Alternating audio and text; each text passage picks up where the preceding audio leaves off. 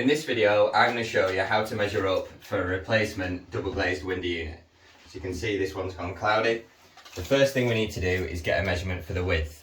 So we need to locate the back of the bead. If your UPVC window looks like this one, with these little scotia beads, then all you need to do is locate the back of the bead, which is here on this little seam. And you need to measure from the back of the bead to the back of the bead. You always do the width first.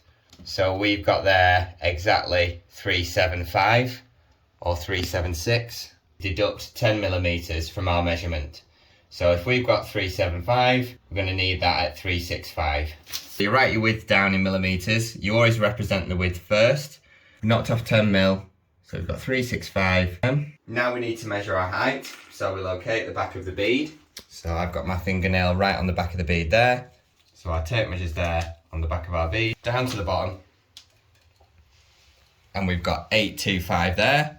So we need our height minus 10 mil to be 815. So we'll represent that on our piece of paper.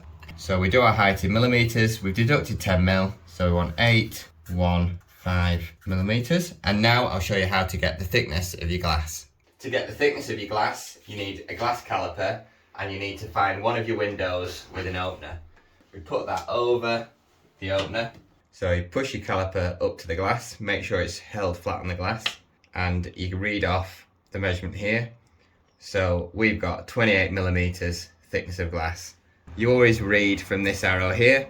So the thickness of our glass is 28 millimeters. We always represent our thickness. So we've got a total thickness of 28 millimeters, but we always represent it as 4, which is the thickness of a double glazed window pane, 20, which is the cavity size, and then 4.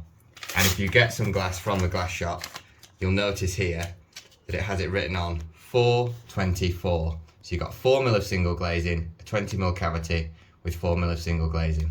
So if you take this to your glass shop, you've got a width, a height, and a thickness, and we represent 28 mil thick as 424. And they'll know exactly what piece of glass to get you. So you can swap your cloudy double glazed window unit yourself without having to pay someone to do it. If you want to find out how to swap your unit, watch our next video. Thanks for watching.